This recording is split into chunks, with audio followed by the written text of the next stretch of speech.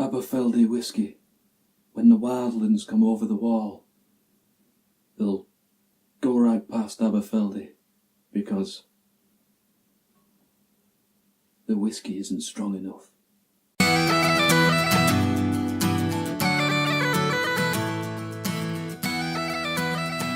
Hello and welcome to another Whisky Trials. I'm Neil, this is me Jock, and this is the Aberfeldy 12. Now, Aberfeldy 12 is quite an interesting one for me and for a lot of other people. I think I've seen mixed reviews on it online. Some people like it, some people not so sure. Now, let's just do a little bit of branding first of all. I'll stick it up to the camera.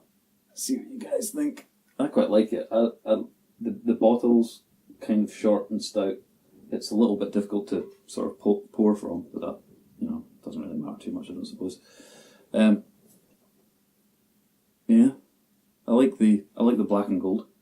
There's I like the old sort of picture on it, historics. It's all very nice. I'm not sure where that wee train's going. It's just like stops right outside. The track doesn't go past the distillery, it just goes up to it. But yeah, it's quite nice. Established 1846, the distillery. It's a distillery that's close to me, in Perth and Kinross. It's just a little trip up the A9. But yeah, essentially, it's one of these whiskies where I don't know, maybe you'll either kind of love it or hate it, I'm not sure. It seems to sort of polarise opinions. I'm kind of in the middle, actually. It's you'll see again that this has barely got anything left in it. Now this has been sitting on my shelf for ages. I've been meaning to do this Whisky Trials for ages, but I've just been, busy doing other stuff and then kind of interested in doing trials on other things. So maybe that tells you how much I like it. I'm not a massive fan of it, I have to say. It's certainly not the best 12-year-old I've ever had, and it's certainly, probably not a 12-year-old that I'm going to rush out and buy again. I don't need it on my shelf. But so the journey on this one has been a little bit of a weird one. Because when I first opened it, I was kind of like, I'm not liking it too much, but maybe that was just the neck pour or something. But I was having a bit of a smell of it there, and it's not complex in any way. It's a little bit dull, but there is hints of kind of apples and stuff in there. There is a toffee kind of fudge note.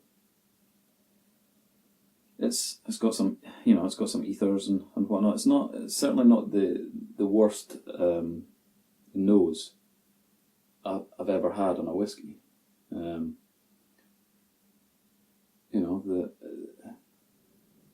I think what some people kind of wonder is that Aberfeldy puts out some really good whiskey, the older ones especially. But they always seem to put them out at like 40%, which maybe isn't the ideal. I think the whiskey aficionados really want to see a sort of 46% Aberfeldy, and yeah, I think if this was even 43 or 46, it would definitely add something to it that's a bit more dynamic, a bit more punchy. But it's not the worst whiskey I've ever smelt. And it's got some nice kind of old woody spice. It's got a sort of toffee, fudgy kind of sweetness to it. I'm just gonna polish this one off. I'm gonna kill it. Kill the Aberfeldy. It's a decent nip I've poured myself there. A decent nip. Yeah, but one of the things about Aberfeldy is it's got quite a good history. So John Dewar he was born in 1805, just outside Aberfeldy. His dad was also born and raised, I think, in Aberfeldy. And what John did was at the age of 23, he went to work for a wine merchant who was his distant relation or something like that. And he obviously did quite well, made a bit of money. And in 1846, got some more apples there. Yeah, so by 1846 he had his own company and he'd started to sell whiskey. And one of these was Dewar's own blend. So he put together this blend and it was so popular he started selling, I think it was up to 500,000 cases worldwide by the end of that century. So like 1898 or so. And at that point, in 1898, he needed a distillery because obviously they were, making so much of this stuff that they needed a distillery to do probably their own stuff, but also to make the blends better and all the rest of it. And they chose Aberfeldy for the site. Now, at that time in 1898, the sort of place to build a distillery would have been Speyside. That would have been the natural and smart choice. I guess there was a lot of other distilleries up there. It's a good place to have a distillery, but he didn't, and there was no real reason apart from an emotional one. So he loved the place. It's where his dad grew up. It's where he walked barefoot as a child, and thus had an emotional link and tie to Aberfeldy, and so built the distillery there. And well, I think I quite like that in a way because business is business and all these business sayings, and business should be in the head. But I think a lot of times a bit of heart can be applied to business decisions. It could certainly make you happier when you're making them because imagine he put it up in Speyside and then he had to go and live and work and run it up in Speyside and perhaps move away from his family and all the rest of it. That's not going to make him happy, is it? So he built it in Aberfeldy. And I'm glad he did because, Speyside's got enough bloody distilleries, isn't it? Yeah, apples and toffee and quite a nice sweet kind of fudgy finish on the nose.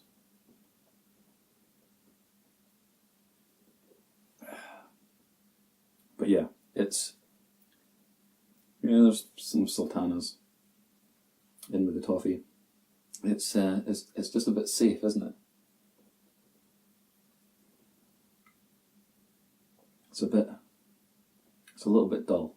It does have quite a nice woodiness. It's got quite a nice little bit of sweetness, a little bit of oak spice, but it's kind of safe. But I mean, that could appeal to a lot of people. Sometimes it appeals to me. I quite often say that I go back to my safety net of the kind of Speysides, the sweeter ones that I kind of like. But yeah, this for me, it's not so safe that I would, or it's not, I like a safety net with whiskey that I can always go back to, something that I'm always going to enjoy. I just don't think this is quite it. It's nice enough, and I can see why people like it.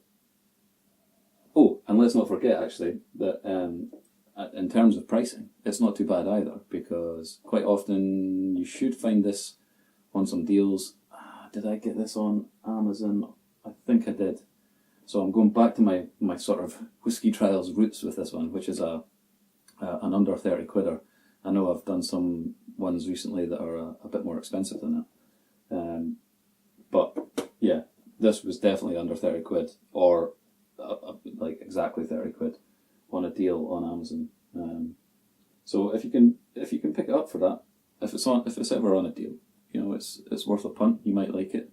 It's definitely what I would call an easy drinker. And yeah, you know, it's a pleasant enough dram. It's not gonna wow you. It's not gonna blow your socks off. It's not aggressive in any way, shape, or form. But the history of the distillery is nice. The branding's nice. I'm sure it's a nice place to visit.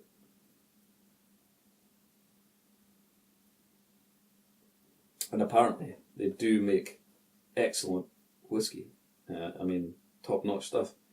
I was looking in Jim Murray's Whisky Bible, and I think he has a similar kind of view on the 12. It's not his favourite, that's for sure. But he was saying that the later ages, they really do kind of push out some great stuff. But again, it's all at 40%. So I think it goes up to, is it 25? I'm not sure. I'll need to double check that. Wee Jock will tell you. But even the 25 might be a 21, but I think it's a 25. But even that one is only at 40%, which is a little weird, because quite often they just tweak it a little bit and give you that little bit extra, a little bit more bang for your buck, as it were, a bit more punch. But yeah, I mean, I think that's it. I think that's pretty much all I can say about this one. It's decent. If it's over 30 quid, would I tell you to buy it? Would I recommend it? I don't know. I think there's better 12-year-olds for around that kind of money. You know what? I mean, it could be. It all depends on people's taste buds, of course. But this could be quite a nice introduction for somebody into whiskey. The fact that it's not too punchy. It's not too complex. It does have quite a nice appliness on the nose, which I enjoy. I always like the appley pear ones and the sort of citrus ones. It's got some ether there, so it's got some kind of punchiness on the nose, some spiciness. But yeah, so it might be a good introduction one. It's certainly not blowing me away. It's not particularly leggy. They come down pretty fast from the glass. But fairly solid. I neither love it nor hate it. It is somewhere in the middle, squarely in the middle. But after reading a bit about their history, I kind of warmed up to them a little bit more. Kind of warmed up to the bottle. Also, like I said, this bottle has been open for I don't know, a number of months, at least 2 months or something. So I tend to find, I think it's quite an interesting topic actually, is the obviously you get the neck pour. So when you're tasting a whiskey and you're going through your journey of the bottle, make sure and actually analyse it. So you're like, this is the first pour, the neck pour, smell it, taste it, see how it's different from your next pour. And then when you've left it for a week or 2 weeks and it's halfway down, then what does it taste like? And then like this, I mean, I'd probably say that this has been the most enjoyable. So I've left this for ages and there was bugger all left in the bottle. So I think if my advice for having an Aberfeldy would be to open it, have a couple of drinks of it, and then just leave it with that, bit of air in the bottle, and leave it for a month, and then maybe have another couple of nips, and then leave it for another month, and then have one of these nips, because I have to say I think this is definitely the best I've had out of my journey with this Aberfeldy bottle. So I'm pleased about that. I didn't particularly, I've been putting this one off for a while because I didn't really want to slate it. I didn't want to say it was rubbish, because it isn't. But I hadn't particularly enjoyed my journey with it thus far. And, yeah, I'm enjoying this, isn't it? It's alright, not too bad. And on that note, I think I will end the video. If you liked it, give it a thumbs up. If you didn't like it, give it a thumbs down, but make sure you comment and tell me why. And then we can have a big fight in the comments section. But yeah, hit the subscribe button. Also hit the little bell so you'll get my notifications for new videos. And I really appreciate everybody's support, so, you know, please get in touch with whatever you want to say to me. I'm happy to respond. Slanty. Cheers.